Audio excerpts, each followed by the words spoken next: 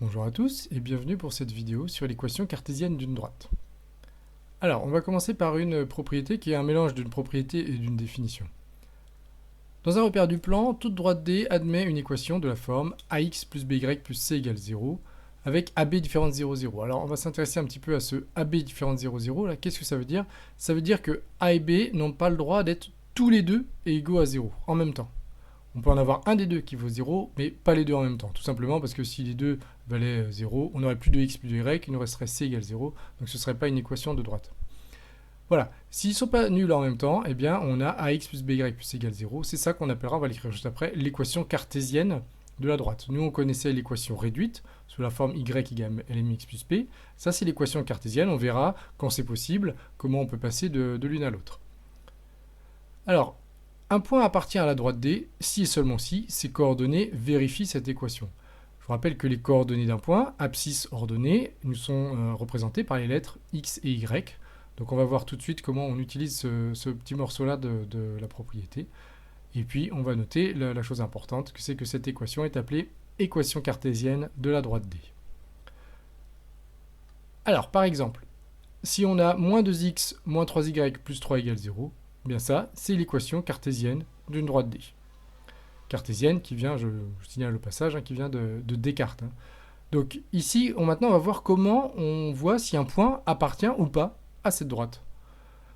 J'ai pris le point de coordonnées A3, moins 1. Et je prétends que ce point appartient à cette droite. Comment on va faire? Eh bien, on va remplacer ces coordonnées dans l'équation. C'est-à-dire le x, ce sera l'abscisse, c'est-à-dire 3, et le y, c'est moins 1. On va calculer ça en remplaçant ce premier morceau-là, en remplaçant x et y par 3 et moins 1, et on va voir si ça fait 0.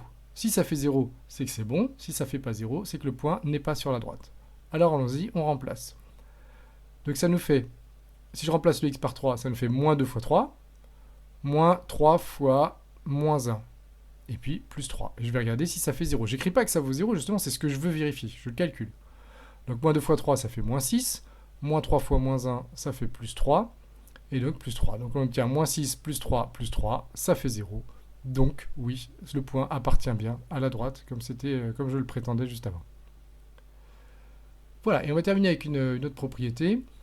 Si D est une droite d'équation cartésienne ax plus by plus c égale 0, alors le vecteur u, qui a pour coordonnée moins ba, est un vecteur directeur de cette droite.